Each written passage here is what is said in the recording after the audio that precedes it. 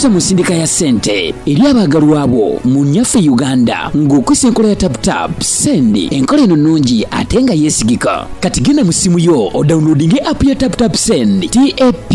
Olwono nawe weeyunga ku mpeereza ennungi mu kusindikira abagalwa abo. Kozesa promo code Kasuku nga toyawuddeemu. Abali mu UK ojja kufuna pound 10, Europe ojja kufuna euros 10, USA ojja kufuna dollars 10, Canada ojja kufuna dollars 10. Ate nga kino kisinzira mu nsimu oba oli. Kati gwe abadde atawaanyizibwa mu kusindika ensimbi eri abagalwa abo. Okumanya ebisingako okufuna app ya tap send ebifudde byangu nga tukusindikira abagalwa baffe ensimbi mu bwangu ddala.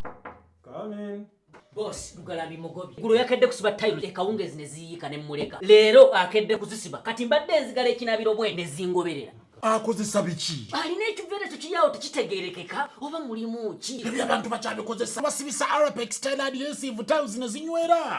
Arapex Style Adhesive takyaliko kubaganya birowoozo. Buli ayagala okunyweza tiles ku kisenge oba awantu wonna gwakozesa ne UNBS yakonamu dastamp ng'omutindo kyekyo akolebwa Ziden Tile Center ku noti 753 noti 65 M28. Newe kuba tatu newe kuba guno omuyayu mugongo Katonda kwatya skin kyasinza okubeera obulungi ku nsi kuno newe kuba tatu. Abantu beeyerusa every day babeere ne skin nga gyayina. Notukana okuba tatu kabina. Are you playing? Kabina. And I think I can be happy. Oyo mwana mumanyi okuva from the top paka waggulu. Bwana munaaza nga muto. Nga muto. Kyala. Musajja kigwoteji wondeeti nga tasobola kwegulya muto. Sina sente mwana ndi musajja mwavu. Kyalange mugagga kikiri kuba n'omukyala omugagga. Nyine ennaku Diana gy'otamanyi. Ebisajja by'ennaku zino. Bansanga olumu mu restaurant yawe ensambi paka yayi n'ogwo muyayi ne taata waago. Omwana awumudde ennyindo n'amatu n'ebiviiri bino ebyakkonyi ne taata. Ababandeetera Enze Gashumba ne bwe ndi banfudde. Wangi? Ne bwe ndi banfudde. Kyalange mugagga w'amaanyi mugagga yasinga wakabi fena tosobola kuŋŋamba.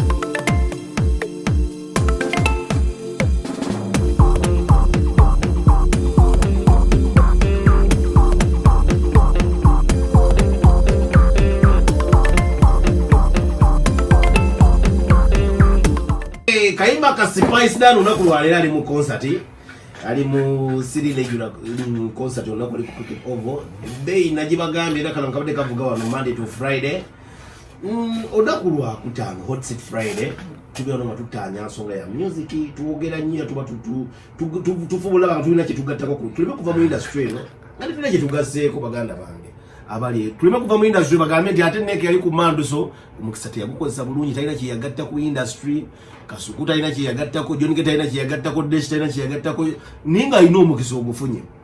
So olunaku olwaliro banaye tuli bazadde ffenna abatudde wano mu studio waliwo ensonga egenda maaso trendinga njega tugikooneko kisajja kikulu fena bitukwatako tulina abaana tulina abakyala abamu tulina bupikini mama bungi Desho yayina bupikini mama bungi bumwetoolodde abwawaanya nti olw'ensonga etambula ya mwami Sheilah ya mwami Gashumba ne Muwala we Sheilah. Unaku lwaliro ndabye Sheilah nga avuddeyo ngalaga nti tagirinako ninga tata alaga nti akyanyolwa ya aga nti akyali mu good life asplashing a sete ninga tata ali eno anyolwa. Ensonga eri mu training tuli basajja ve tunatula ku muzindalo wano abakukiriza mu Kasuku bangi bakiriza mu John bangi bo abana bakyalina kwaka bubaka ubaka botu abazadde bamala bati ogamba abana babe straight ne bubaka ubaka botwalayo omwana ayinza okuwuliriza okusinga omuzadde omwana ayinza okugamba nita lwaki mbonyabonya taata wange lwaki mbonyabonya mama wange ngati nange bali ne chance esobola okukola ki nga nsobola okyusa njega tukomentinge tulime gireka ensonga eyetambule ngeyange ate bano abantu bali mu industry yaffe tuyinza okugamba nti Mami Gashumba tali naye ali mu industry ayina tafalide agattako mu industry. Sheilah Gashumba tuli naye mu industry. Kasuku yangamba ko omwana oyo yamuwoneko nabaka clip ako omwana oyo yanjoga nanangire mmere agana bakakutebera yanangire mmere yemutwala abiri just nono ndali aje ninga kwali kujoga kwali kola ki kwali kwogera mazima tutandikire side wa John K atandikire walodi bite mutata lodi chief empisa mu industry mutuufu okusinziirira ddala nze ng'omusajja omuzadde empisa kuba nnyina abaana ng'omusajja bw'atabalira nzaalo mwana muwala Sheilah Gashumba nina abaana bayitirivu naye olwaleero wabiwulidde byonna yabaddewo ebintu byonna nabiwulidde nebesinza kwogera nze kugamba ebintu ebyobutatu ebyobuki bisigenda biyingiramu naye nze saawa eno ndaga nti olwaleero ng'omuzadde yennyini kisinziira omwana omutandisa otya era omwana omukozizza otya so saawa eno nti gwe enkuza ennambika gy'oba olambiseemu omwana ebintu ebyo bitandika okukola ki bitandika okwejjayo mu nkuza gy'oba okuzizzaamu omwana omuzadde osobola okuvaayo n'okuza omwana wo mu bulungi nga bw'oyagala okukola ki kubanga olwaleero nze sigenda kunenya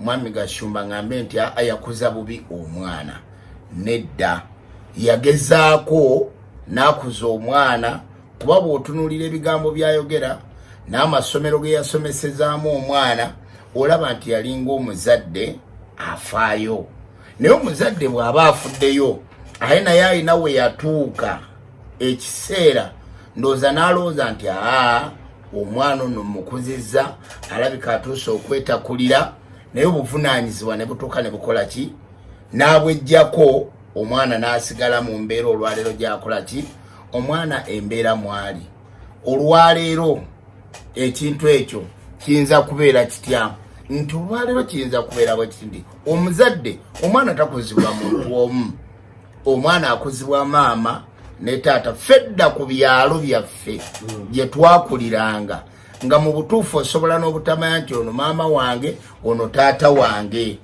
ng'abantu bonna ku kyalo guba muggo nga gukaaba oli bwakusanga ng'okola ekintu ekikyamu omuggo nga gukola ki naye olwaleero bw'otunuulira life y'omwana mwayitidde Sheilah mwatambulidde nti olwaleero akuziddwa single father omusajja oyo naye osobola okukola ki omumusaasira ate n'olwaleero abaana kalica yaffe egenze ekyuka ebintu bino ebireesewo social media eno eyina ebintu byereese abaana baagadde nnyo okukoppa ebintu byaki baagadde nnyo okukoppa ebintu by'abazungu bino nti olwaleero likes zifuuse ekizibu nti omwana agenda n'ayambala ennyambala gy'aba ayambadde mu butuufu nga omuzadde nga otya n'okutunuulira omwana n'ogamba y'ono omwana owange oba si y'ono omwana ki si y'ono omwana owange so mu mbeera eyo nti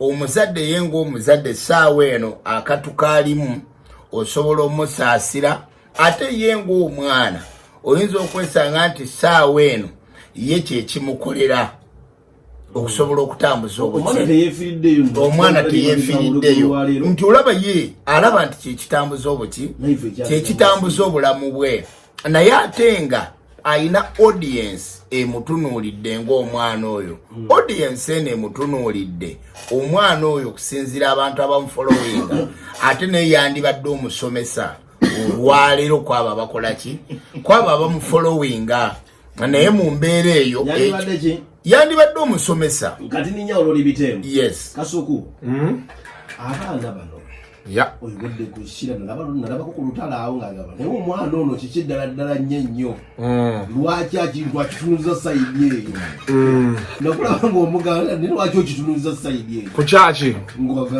ku kyemmere kati ebyo nedda ebyo bibeerawo mu bizinensi eno Kasuku muli ba role model eri abantu tuli ba role model eri abantu naye tekigenda tujjako kulivinga bulamu bwaffe ekyo ky'abantu balina okukimanya omanya abannayuganda bamanyiira ate bajooga kati oli ajja alowooza nti yeyampa fees ate atandika okumbuulira ekyokukola si bwe kijja okuba oba okitegeera naye bino ebintu bya showbiz bwe bityo ntera nnyo kigamba abantu bange oli n'omunyonyola n'omuga oli ajja n'akubuuza nti kati waki okola bwotyo n'omuga nti the struggle to survive bweti weeri bo Katonda alina ekintu kye yateeka mu kamera n'omuzindaalo amaanyi it takes a lot of maturity to control it. to understand it. Phase zibao naye as you go on growing up ebintu ebitandika okukyuka, maybe when you get used, maybe when the desire, the excitement go down and all those things. So oluusi abantu boogera ebintu nabo ng'agamba ke kakisa ke balina bayiseewo ebyabwe n'ebisigadde. Naye kino ekya Frank ne muwala we nze kyandisappointinzeeko ekintu kimu nti abadde awagidde nnyo muwala we amidst the so many wrong things she has done. Kuba owulira mu audio ng'agamba nti yasoma akatabo nga bagamba nti mu public defendinga bemudde emabega afuuka eki empologoma. And I think ideally kirina obbeera, but with the emergence of these things like social media and what wesanga nga oluusi kiyiseewo emirundi egisinga abantu mbagamba nnyo kati era naddala kati nga n'abayimbi bw'oba ekintu tokimanyi you can say nga akutunuzaamu omuzindaalo nti kansooke nkyetegereze oba nti nja kwogerako ne muwala wange mpulire sayidi ye eriki. But of course ng'omuzadde ono mwana we tasobola kumuvaamu oba okitegeera ebintu bya social media ebyo omuntu nga tonnabeerako on the spot tosobola kumanya bwe kibeera. Osobola okukera ku makya n'oggula Facebook eyo nga buli omu ali ku ggwe nga bali ku ggwe bakukuba. Nze opposition nali ngibaddemukko emirundi ng'egi era kati naguma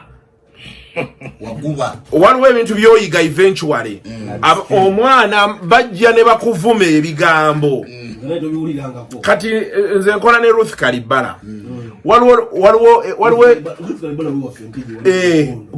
Ruth Kalibala waliwo oba kyali kikazi oba kyali kyani nga kimuleetedde olutalo okwo ku social media buli kiseera kimuvuma comment bekijja abantu bateeka comment bavuma omukazi negenda omukazi nga emirembe gimubuze abeerawo yeraliikiridde ate problem ebeerawo wabeerawo awo buli kiseera oyagala ochekinge oba bakyanvuma oba okitegeerayo. So if you are not mentally strong my friend you can break down. Kati omusajja bw'avaayo defendinga muwala we ayinza okuba amuziyiza mbeera eyo yonna. So bino byabaddewo nange byantiisizzaamukko naye nga bumanyi Kasuku bya bulijjo. People have disagreements, abazadde n'abaana they disagree every day. There is even worse, osanga omwana ng'akuba muzadde we amukanyuze mu nnyumba omuzadde gye yeezimbira n'amukanyuga ebweru omwana oba okitegeera. Kati kyokka kino obuzibu obukirimu nti endifendinga omusajja gy'abadde adifendingamu omwana we n'ebintu bye yayogera mu audio eyo simanyi kuba bw'owulira nga bagamba nti yamujja Kayeni nga sima yali asula mu ntebe ate eno nga bw'atugamba omwana akutula passport kuba kati naye agenda kubeera mu fix. How is he going to defend the daughter again after that audio leaked? Kuba kati buli lwana abayagala okubaako kyayogera nga bamugamba nti omwana yabeerako ne bw'ati nedda wakola bw'oti. Kati ekyo kimu. Kati waliwo ate ne boyfriend w'omuwala ne taata wa boyfriend tetumanyi oba God's plan oba ono aliko kati mwalinga koni simanyi omuyaayo ne taata waagwo oba bitegeera ebyo kugamba bifuuka complicated. Guni Rickman and Rickman kati ye boyfriend gwe tumanyi. So it becomes a bit complicated. Naye we as a society we need to begin looking at some issues more critically. Issue y'obufumbo, issue y'okuza abaana. Government egitaddeeko maanyi mangi ate naffe as a society tunoonyeza nnyo ssente tubadde nnyo mu kunoonya ssente enkuza y'abaana n'ekola ki of course in relation to modern day problems ebizibu bye tulina olunaku lwaleero kuba kati amateeka gajja empowerment kati saawa kati omwana oluyingira emyaka 18 oba tokyalina ky'omugamba Kasuku tubadde tulina Jonikaawo tubadde tulina tuwogera ngo abaana bazina balobalo oyo myaka 8 myaka 7 butereevu omwana ngakirira balobalo nedda tunuulira oli omuwala oli gwe bagamba nti wa 14 hano yo mwana oli yani oyo mwala yani Pretty Nicole you want to defend her waliwo yampe onade mwogera ko waliwo yampeza message mo sima muto biki my friend ebyo bintu ebyo sibyagala walanta abe basinzo okuwona na society they don't want us to talk about people because no mwana muto but she's doing mature people's things I called for nagament mama we basala okupressinga charges ne mama bamutekeko charges okitegera how do you sleep in your house oli yangaye mama we yagambye for 6 months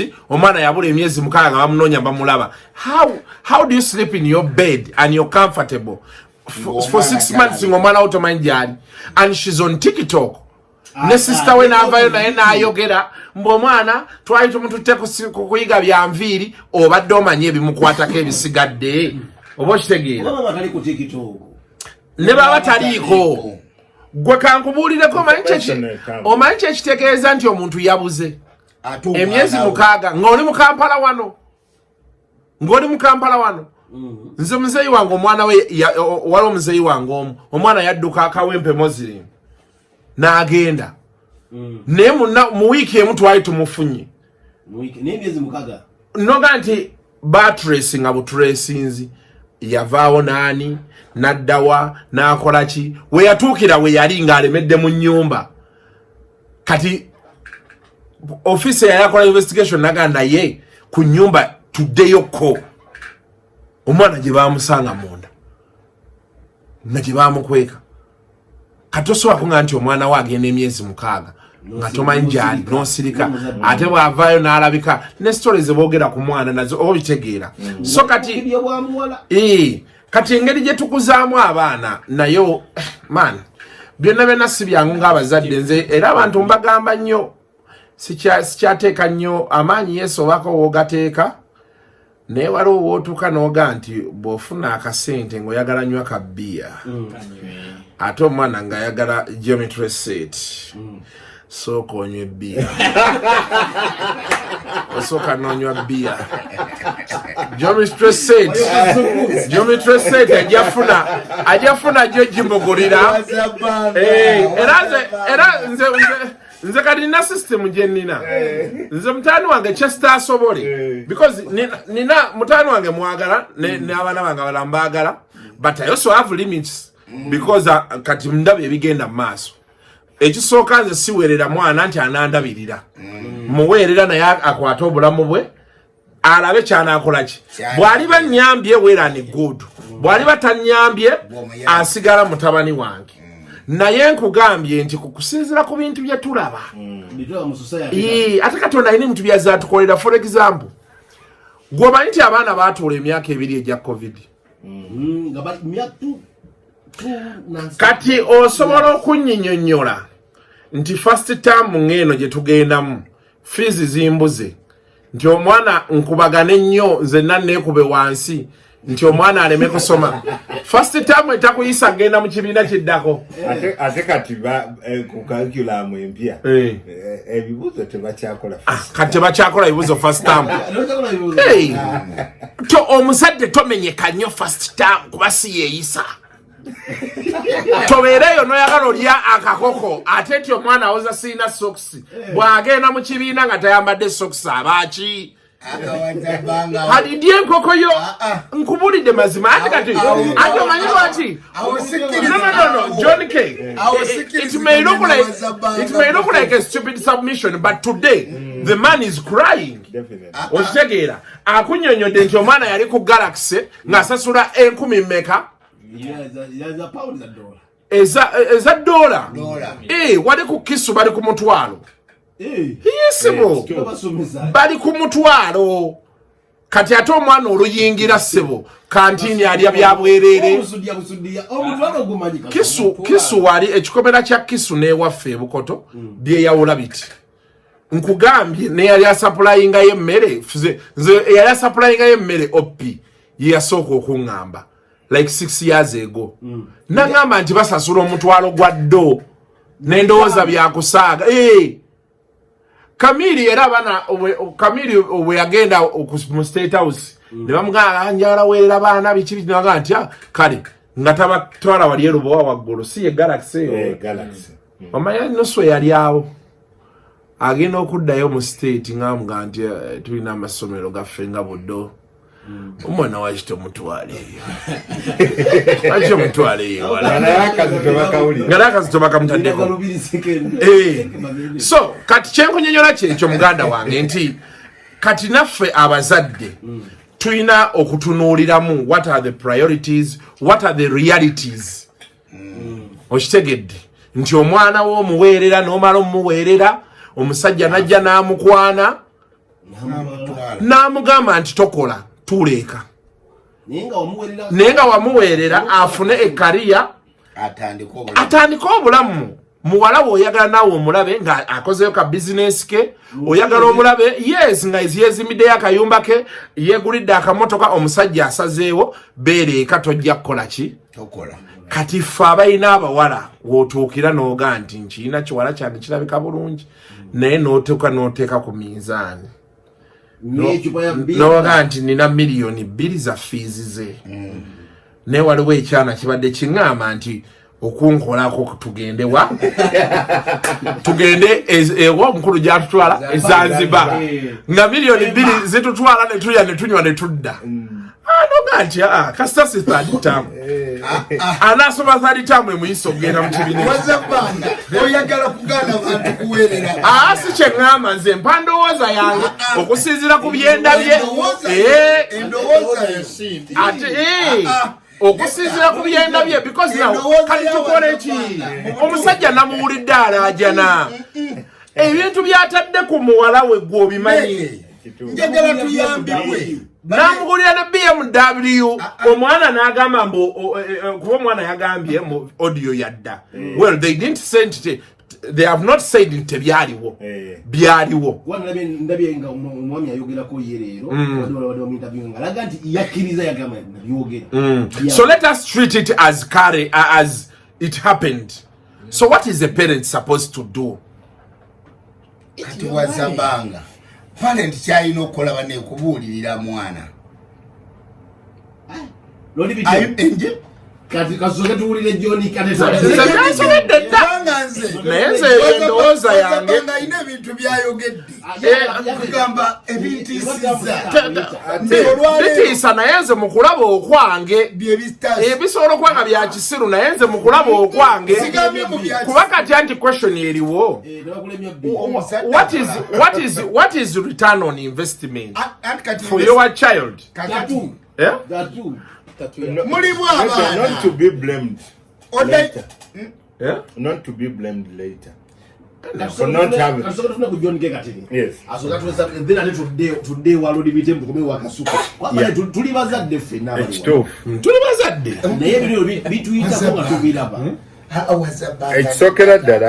It's okay that ensonga ya ensonga eya Sheilah Gashumba ne Gashumba Frank, Mr. Gashumba Frank ogenda okwegendereza nti byetobesemu bingi bakiwulira ensonga zino ndoza zibaawo mu society zibaddengawo bakiwulira abantu abalala abazadde bangi abali eyo olwaleero ababatolinga n'abaana baabwe mu ngeri gye bayisaamu bakiwulira naye tufunye challenge nti ekya mukulu Gashumba kyabaddemu embeera ey'okuba nti one of the things omuntu yenna byacreditinga mukulu Gashumba kwe kuba nti he's been a father who has stood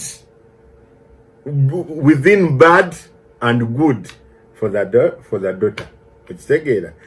Naye kuluno tulabanga kyajja mu society n'atugamba kyawukana neki ne reality bikontana ne reality mu reality akulaga ntali ki tali happy olira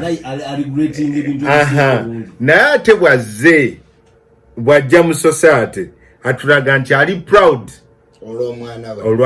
olw'omwana we kati oluusi tufuna obuzibu bwe baba nga bakutaddawo ne bagamba nti jajinga nani kati abamulaba abatulaba eri oli example zirike bagamba nheddala batandika okujajinga nebatandika okuweeya so kati kiriwo ekiti ekyamazima Sheilah bwe ojjukira ensonga za Keys kigenyagenya simanyi nga Keys avuddeyo ku makya ng'avuddeyo n'agamba bannange Sheilah nze ndowooza kigenda ku affectinga muki mu future omwana n'amugamba akagambo ka mukulu Kasuku just lay low like an what like an envelope sala pressure bro gwe byomanyi byaki byadda kigenyagenya okiwulidde kati nkakasa omuntu eyafulumiza odi eyo yafollowinza that event kyogamba yawulira gundi ya Keys kati bwajiwulira nafuna reaction nedda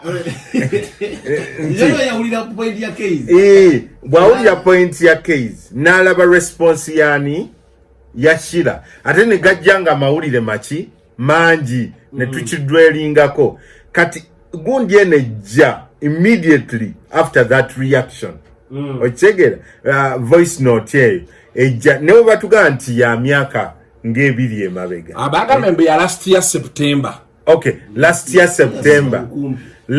year September kijja ne kiconnectinga mu events ezibadde zikola ki zitranspiringa okiwulira kitegeeza ki nti waliyo abantu bangi abalala nga kwosaze nga kwotadde neyatadde audio abalumwa olw'ekyo Gashumba kyakola ki kyakola okubikirira omwana okitegeera nti balowooza he should come out as a father figure to paint the right picture muki kiyambeko n'abantu abalala abali mu society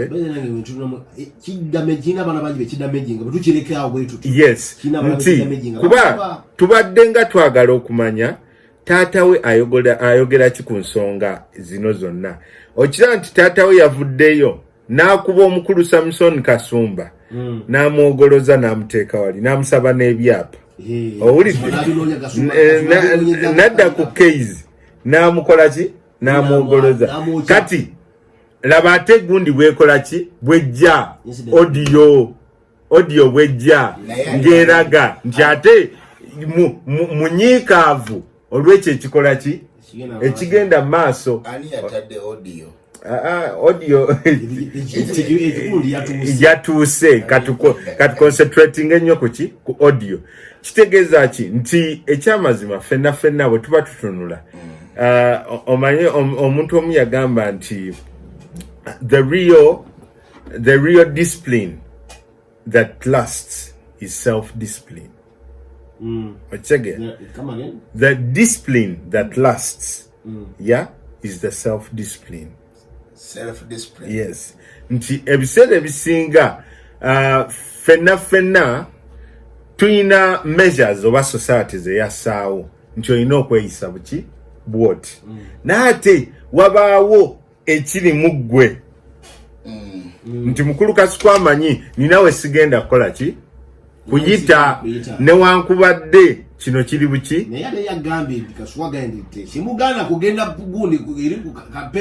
kyekyo kyenkugambye nti self-discipline tewali agifuga okujjako ggwe kennyini okitegeera n'abantu balina gundi balina enjogera nti Sheilah kimugeneratingira ki happiness okitegeera naye twebuuza anti era happiness mudda kimukolera amaki amakulu oba endorsements okitegeera naye najja nakontana ne culture yaki yeggwanga whatever Sheilah is doing mukulu Kasuku asobola okunjulira somewhere in the world it is not even a quarter of what they call branding okitegeera nga bowe bakiraba mu culture zaabwe naye ng'ate society yaffe ekyo kyo tekikiririzaamu so she's doing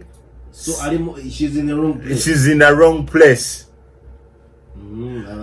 at the moment but do you realize nti abantu abasinga nga bwe nina statement gye nakoze nti the greatest sign of stupidity is pretense ogenda kusanga abantu bangi leero abakedde ku makya ne bareprimandingani Sheilah okiwulira naye ng'ate be basinga okwenjoyinga ki byakola okitegeera kati ne wabaawo kye bayita conflicting loyalty nti kati ekituufu kyeki okitegeera ekituufu kyeki okyebuuza naye nga ebiseera ebisinga nga wenkuganye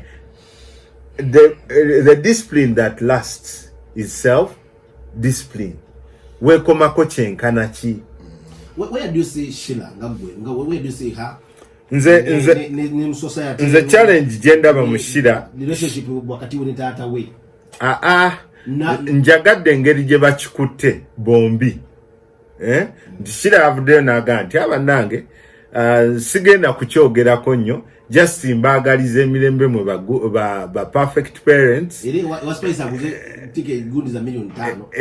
nti nadde ndowooza she's going to be reactionary ajje ayogere ku nsonga but she was well briefed teavuddeyo kugikomentingako kyandiraze disrespect ku kitaawe okitegeera era kiina newe kireka boyfriend wa Sheilah nti omukulu akoze statements ezo zonna webadingenda okuddawo relationship ya Sheilah mwana kati muwala akuze muwala kasitosuka emyaka 25 tulina muntu bodibye abantu wayino ofunira ye mukulu Gashumba agamba nti relationship yenga Sheilah mukulu Gashumba agamba nti mu Buganda mwakulidde okutegeera nti omwana ayina mwana munne abantu bano bakyalewa ewuwe n'okwanjula ne kukola ki naye ye essaawa eno tamanyi ani ayina ki muwala we okiwulidde ekyo n'akyejjako oli yagambye yajja n'ebiviri bya kkoli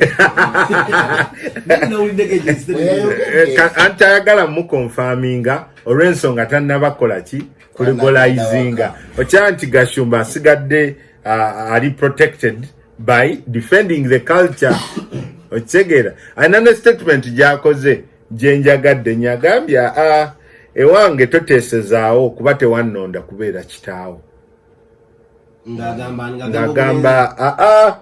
ng'agamba muwala we okitegeera kati the true pain Gashumba gyayitamu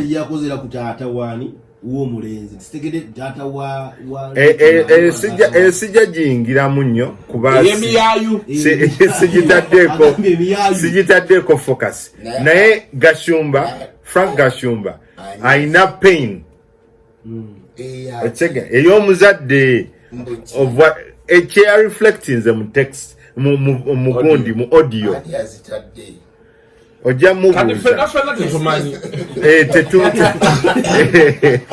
mubuuza naye alina pain gyakola ki gyalina okiraba naye pain eno ate akyalina okustandinga ng'omuzadde okudifendinga ki omwana we fe Abaganda tulina enjogera egamba nti azaala ekibi akikola kibi okiwulidde nti olugero luno luvuddeyo bulungi leero nze nkunnyonnyodde ku muwala wange namusanga ng'alina akayimba kazina ng'akazinirako amazina of course mu bantu be yalimu oba mwe yali azinira baali bangi okiwulira naye we twaddayo namugamba nenziramu okulaba nga of course mu banne mwali tomutyobola okitegera kubaawo omuzadde omwangu empisi zibeera zikoze eki ziyise oyulira naye namugamba era kyemwebaza nti yali muwulize buli we bagaleetaga dadi yagakola ki yagagaana okitegera so nze nsuubira nti mukulu Frank Gashumba waali kituufu kyaliko naye kikostinga nnyo nti ogenda kujowolereza naye ng'ate olina obulumi bw'oyitamu obwaddala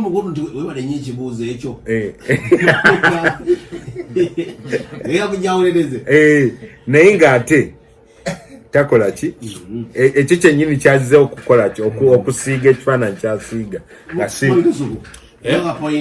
waliwo aŋŋambye just before nga tunajjawo dash waliwo wano omwami yampeereza message n'aŋŋamba nkuwagira but globalization nayo eyonoonya abaana so a kid will greet a parent hi what's up and it's normal omuzadde akubuuzabuuza what's up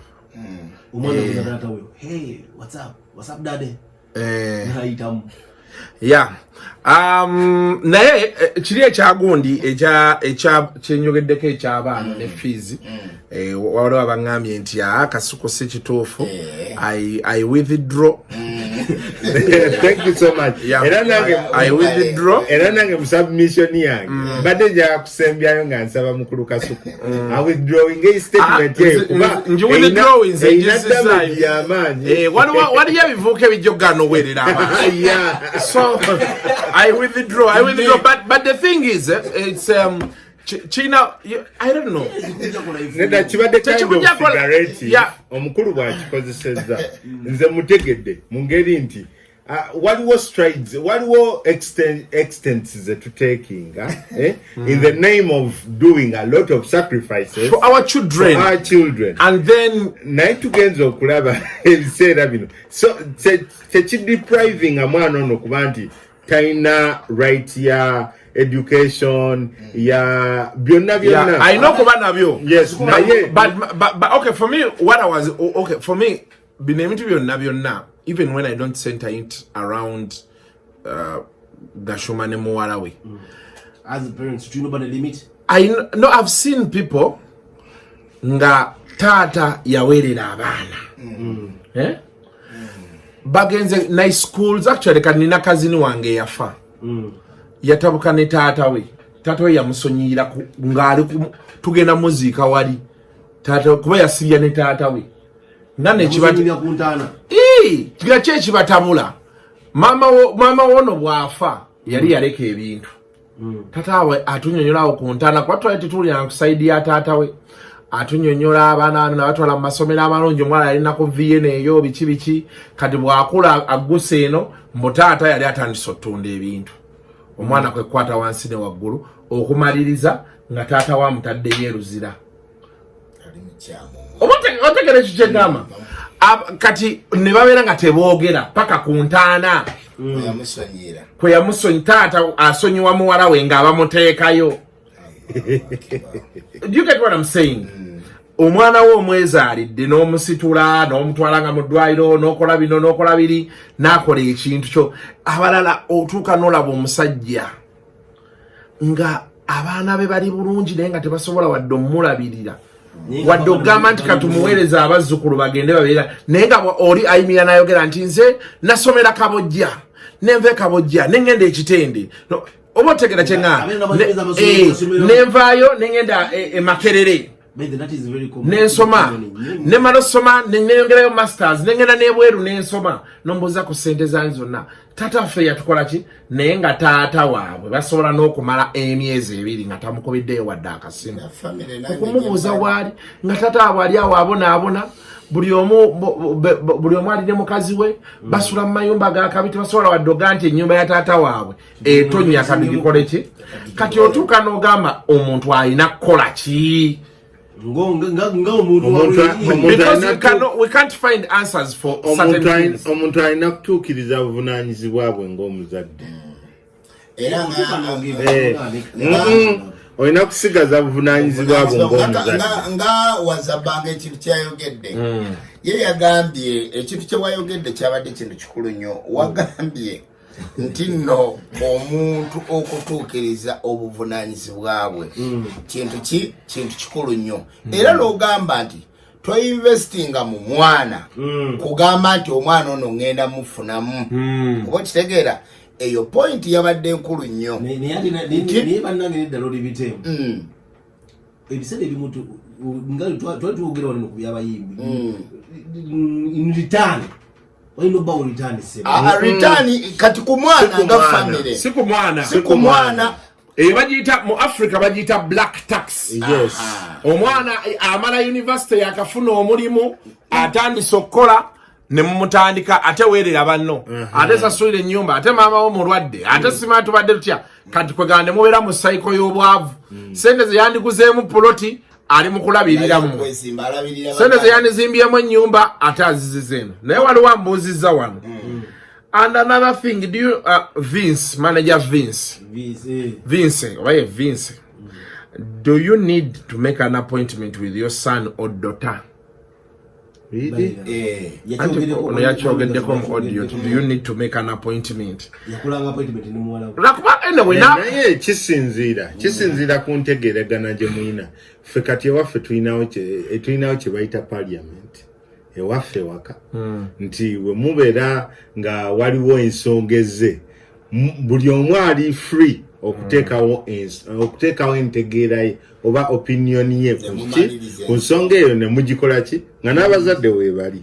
So nsuubira buli omu buli muzadde alina engeri gyaddukanya kati kuba mu mateeka agaffe wano e Uganda emyaka 18 kitegeeza omuntu oyo aba asizinze okubeera minor nga afuse mature.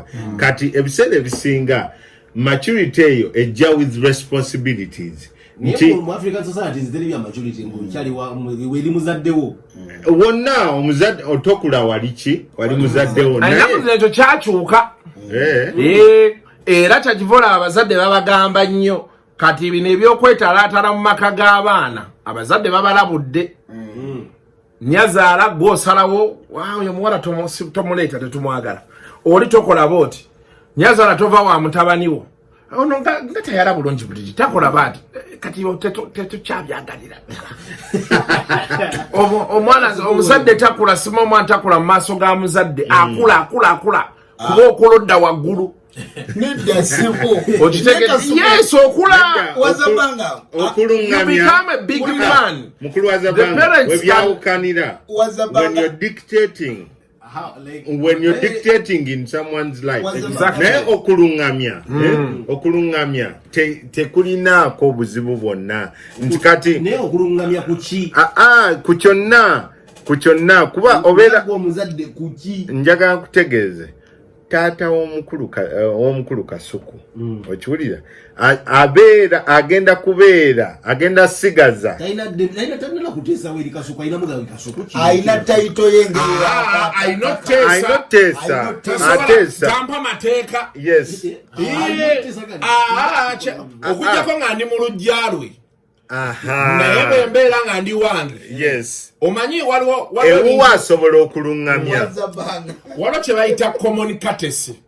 Common courtesy bye bino bye tulina ffenna nti oyo baaba wange mukulu wange oyo kyali wange yansambira akajji wano bati kati ne wabaawo ebintu by'otasobola kukola okitegeera naye ate omuntu bw'asukka omugambako ne bwabeera taatawo naye that's the truth kuba kati kyenkunyonyola ku globalization era byebizibu bye tulina kati modern day problems ti taatawo aniresiga kati olaba wano abantu basinga bagamba mbu lwaki amusaba contract ya smart shop life waki ebya NBS ne mbanyonyola nti taatawo amanyi omumuteekamu baba yasobola omugulira emmotoka baba yasobola okugenda ku Cayenne gye yali asula mu ntebe n'amugjayo ayina every right naye kyawula ebigambo bino naye bw'aba talina kyamukolera nga yamuweerera n'amala ne basigaza bwataata ayina mukubira ssimu katesi munayo lyotya nawulidde ekintu bekiti mbeera akyeriwo naye nze kasita onkubira simu n'otandika otuswaza mbaswaza ntya mbaswaza ntya Kasuku nina kyenjagala okugamba Kasuku ogenda kuddamu wetonda omulundi omulala sigenda kuddamu kwetonda ku kirala ogenda kuddamu kiri kibadde kya general happiness ne happiness endala ogenda gyetonda kati nze kankubuulira ekintu kye bayita omuzadde Kasuku omuzadde yenna taatawo oba maamawo ekintu kyonna ky'oba omanya nti gwe buli kyokola kyonna ekirungi kidda wa muzadde mutufu awulira nga kirungi ekibi kimuluma nnyo era kidda wa muzadde ng'akiwulira nti kibi era omuzadde wa ddembe ate ne time kugamba nti Kasuku mu butufu kino sikyagala ekyo era tewali akiganye what we are saying is how is this person talking to you kati omuzadde wamale kwegayirira talina ng'akugamba kwegayirira naye alina otegeera nti kati oli musajja mukulu nedda ssebo omwana kakati okimanyi talina Kasuku kati nze kyekiri kyenkunyonyodde ebintu bya Africa Kasuku nyina kyegamba olunaku olwaliro biteefu bw'ofuna obuzibu muzeeyi wo alina okujja for me this is what I think is supposed to happen today if I do something muzeeyi wange alina okujja oba omuntu omukulu n'aŋŋamba sooka ojje n'aŋŋamba wayi nalabye kino bekiti ne bekiti what happened n'omunyonyolamu kati n'akulaga nti munnaye kusinzira ku mbeera noba mpisa oba kiki wakoze bubi ki okitegeera naye nze kasita oli muzadde atandika okukuba essimu nga ye awulira nti mukambwe nnyo n'atandika okutandika embeera ya otuswaza nono gwagamba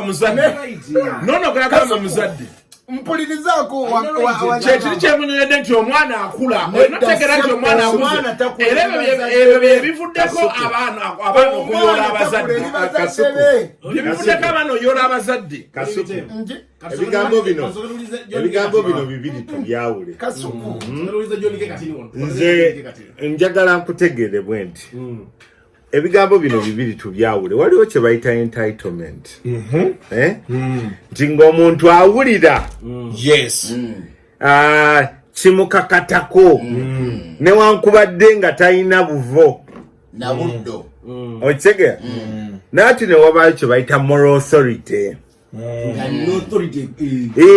nti Kasuku okuba nti oli Kasuku leero it's because your father and mother did something did a lot not even something did a lot it is true and two wakerera ku macha n'agamba Kasuku onswaza ayina moral authority ekera ku macha n'ega nti olwaki nti Kasuku okubeerawo bagenda kusooka batunuulire Kasuku yaani okiwulira nti byonna byokola oli mukola ki oli mukutuswaza nti omuzadde abeera ne moral authority eyo ng'ogyeko entitlement eno ey'abantu John kesibiganye kyenkugambye is how do you approach omuzadde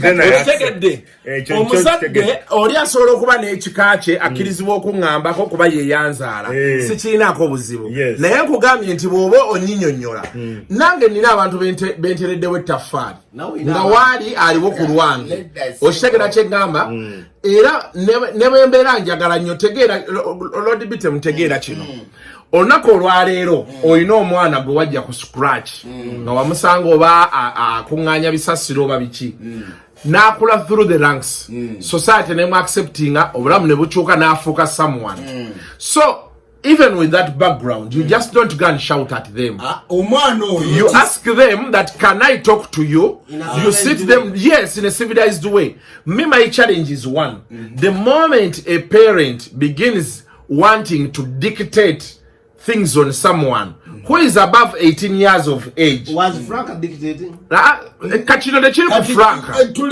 Oshegera. Yes. Omuzadde alina otegeera nti omwana akula. N'atuuka n'atandika okwekolera decisions ezize. So however much those decisions hurt, those decisions are for the child. What do you do? You can give your input because mwina natural connectant ono tata ono mama oli mwana. Definitely there is a way you can find a way of talking to someone. Okola chayagala. Naye kasita okubira omwana essimu n'otandika sakala bintu ebya kisiro byokola.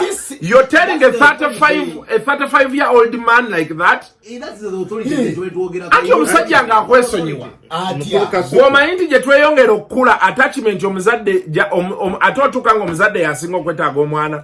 Ati kakati n'omwana yennyini. Kati abaana ne basalawo ne bagaa nti munnaye taata ye yalemwa okutegeera nti twakula. Kabeereyo tulijja ne tumuziika ne tukolima. Kasuku. Kuba ye taata akyetwalira eri. Tamanyi nti times have changed. Kyekizibu kye tulina mu Africa wano. Tetutegeera nti people transition from one stage to another. Not to remove kiri ekyokubeera nti you're the parent. But you have to accept the changes that are moving. Kyekirina wali mu ODA nti after a person makes 18 years, you can only guide. You cannot dictate. But after the more what was of dictating in a civil? Kale mukulu Kasuku kambuza what was of dictating kuongera tu wodi mukulu Kasuku tubafudde mukulu Kasuku Chenka Kasa you are Christian. Yes, I am. And you believe in that. Good. It's nkati nsaba okutegeeza ko kukino. Mukulu Kasuku toyina dilowooza Katonda. Nti lwaki okoze bwoti kyo. No dictating eri Katonda no Katonda kiki. Naye ate ya dictating obulamu bwokola ki. Bwotambuliramu. Ye yasala kuba yasinga. Yeah, because we don't see God. No. But the Bible typically says these parents beba Katonda b'okunsi. And they are supposed to do the parenting role. Ku stage ng'omwana akyali mutakula. You dictate, you discipline. Okitegeera. Omwana wabawo watuuka you guide. Omwana bw'akula era asigala agendera ku ebyo wamuyigiriza. Kituufu. Naye bw'oba oyogera naye. You guide. Okimanyi nti Kasuku nze kyasobola kambuwalira a 35-year-old man. Alina mukazi we waka. Alina abaana. Kasuku okimanyi mbuze essaawa eno nkyafukamira nga mbuze mama wange. Tekirina buzibu. That is a sign of respect. What I'm telling you is you cannot be seated there. Olwokuba gwe taata w'omwana. Kati omwana baakuyoola. Ng'otudde wali ng'omwana atandika okugamba ng'otandika oleekaanira omwana mu bantu wali. Omwana bwakuyoola. Nga munenya omuntu nti era ffe tuba tujja kujja ku manduso wano. Temuwakuza bubi abantu balina ebizibu. Omwana w'otugira mu taata waakugambye noga nti kamuyoole. Loli bitemu. Kati ninyo. Bale tuli ku manduso kirana kwenda kalonze bili CBS FM. Tubadde ku nsonga ya bane ebintu bigenda mu maaso mu society mu bwamu abawansi ababulijjo tubijje mu gundi ono gundi. Naye abaana baffe enkuza bane gye tubakuzaamu ennaku zino. Evudde ku mulamwa. Abazadde tetujjakwata bulungi baana. Kiro ekitulanga ekyokusaaga n'egye kitunudde. Oba civilization oba simanya gundi culture y'abazungu etuyingiddemu. Waki kisimanyi ne tulino kitunulamu kikuba mutoki so kituli mukuba mutoki olwebiriwo mu society betula mu budde buno tubadde ne tulina side eno John K tulina Lord Biten Dash tulina ne Kasuku wano Kasuku yayi ne ndowooza ejagamba awanda weyagane da nti mbeera waneno mwana wempeze emyaka gino nina ubeera mu ange eno inakukabula bwoti naye tofuuka kyetwala kyetubadde ne ate naye ate side ye mutuufu ayinza okubeera omutuufu naye nsuubira nti ebintu ebisinga tulina okukkiriza nti DJ Neck okubeera kyoli olwaleero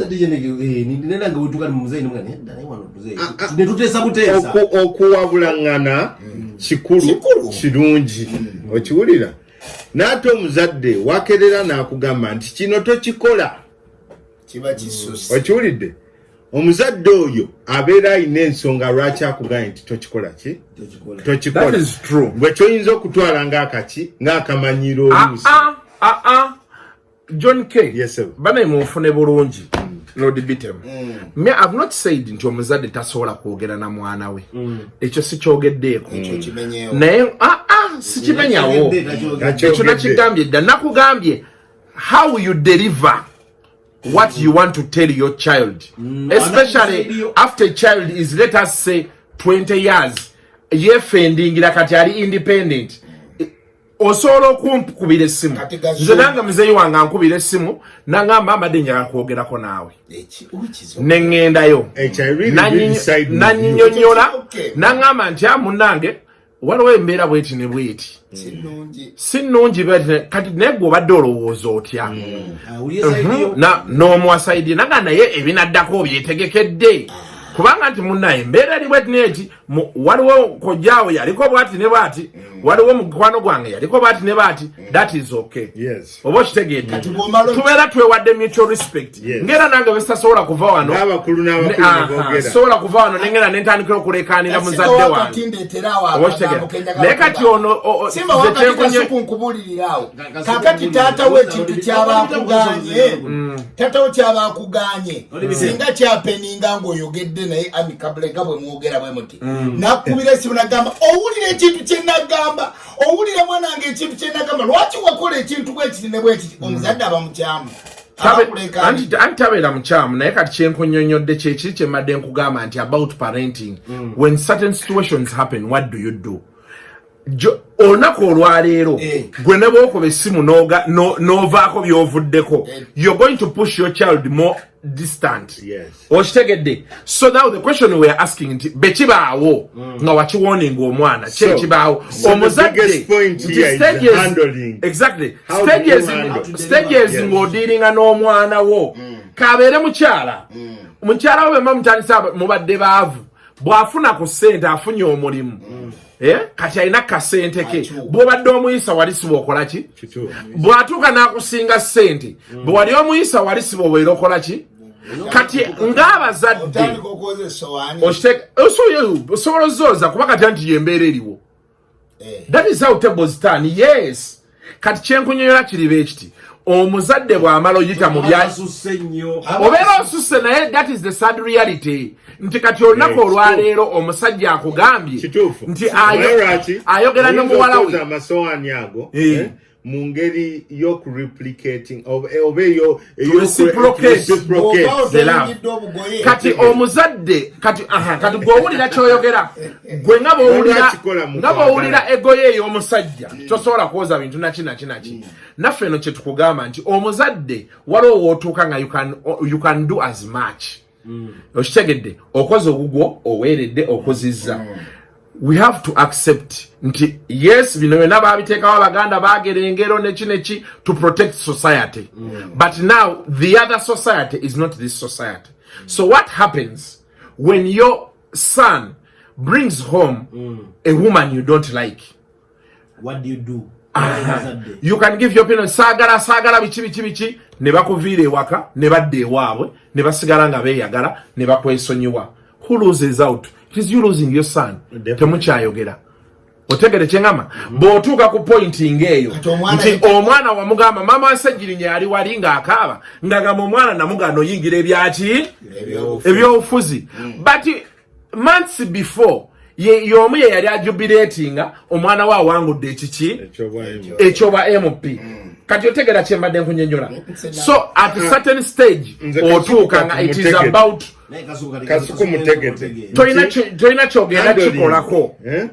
You can only give your opinion in such a way nti nze ng'omuzadde mbadde nteesa kati ebiddako awo n'okola ki Kasuku etegeza taatawo asobola okukyala ewo n'okutuula obutuuzi mu ntebe n'akugamba omwana wange ntuleko mu ntebe but of course kati ebyo those are matters of common sense.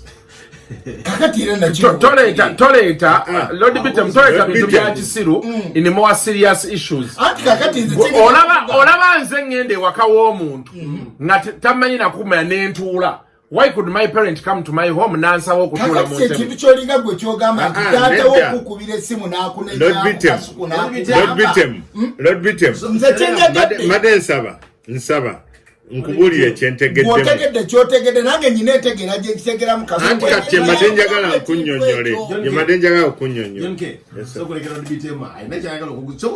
nyina kyenjagala lwaki Kasuku mugambye ekigambo ekyo nze nkimugambye olw'ensonga asupidi ebadde nnene nnyo ng'olaba ffenna atutadde mu baketi ye mwe tugweredde tewali speedi nze Kasuku kyebadde gwe kyolina kiri bwe kiti you were programmed ng'okyali muto about a parent okitegedde buli muzadde kyakolera omwana kirina boolaba olunaku lwaleero we are programmed about religion okitegedde we cannot ask certain questions about religion but you see kati tukuze ebintu tutandise obiraba you have to ask okitegera kyeŋŋamba betugamba nti mirembe maaliya tulina omusaba emirundi 2 tulina okukola betuneti ate wali omulokole akuba endongo ffe tukyali mu kufukamira tusaba times are changing interest yange eri mu ndongo y'omulokole akuba ettende essaawa 2 betugenda ffenna eri eno abasigadde eno balina otegeera nti waliwo ekitututte eri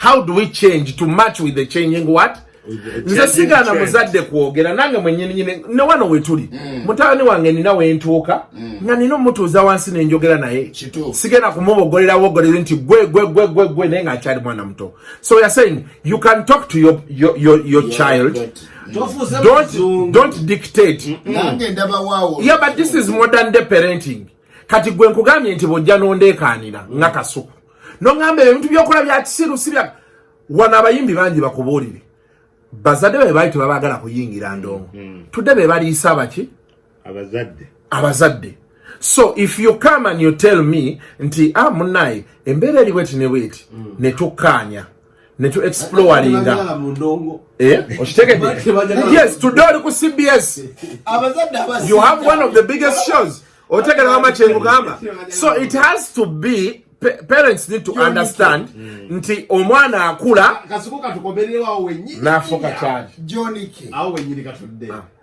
katandikira awo so guys I think this will do of course mungenda kubeera a bit controversial here and there but that's what's up so comment za mwenja kubanzi somao mubeere bulungi mweraba